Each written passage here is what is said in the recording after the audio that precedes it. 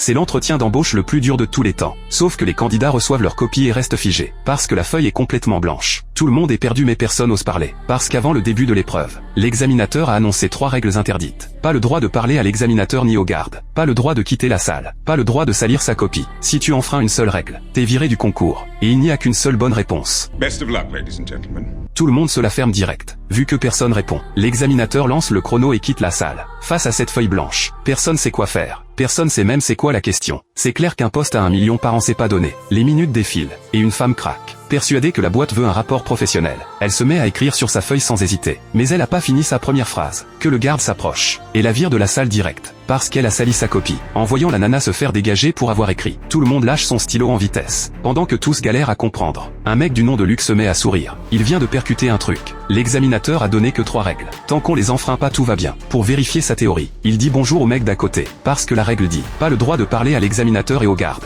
Mais rien sur les autres candidats. Et effectivement le garde bouge pas. Luc se lâche encore plus. Il se lève carrément, et se balade dans la salle. Le garde réagit toujours pas. En voyant que c'est autorisé, tout le monde ose enfin ouvrir la bouche, et discuter de pourquoi la feuille est blanche. C'est là que la fille aux cheveux longs se lève. Elle pense que la feuille est faite d'un matériau spécial. Peut-être qu'en l'éclairant, la question apparaîtrait. Les autres trouvent l'idée pas bête du tout. Du coup ils commencent à éclairer leur copie, pour faire apparaître un texte caché. Mais après plein d'essais, toujours rien sur la feuille. C'est là que le mec black percute. Si on utilise une lumière spéciale, genre des UV ou des infrarouges, ça pourrait marcher. Sauf qu'il n'y a pas ce genre de lampe dans la salle. Au moment où tout le monde désespère, la blonde repère des lampes de secours sur le mur. C'est peut-être la lumière qu'il leur faut. Pour vérifier, Luc pète les lampes du mur direct. Quand la salle est plongée dans le noir, les lampes de secours s'allument. Ils mettent les copies dessous, mais toujours rien qui apparaît. Le barbu se dit qu'ils ont pas trouvé la bonne couleur. Il y a peut-être d'autres lampes dans la salle. Et effectivement la fille à lunettes repère un autre type de néon éteint sur le mur. En se disant que c'est ça qu'il leur faut, ils cassent toutes les lampes de secours. La seconde d'après la salle s'allume en orange. Mais après avoir testé, toujours rien sur les copies. Et il reste plus que 60 minutes. Luc pense que le papier est spécial, et veut tester avec du liquide.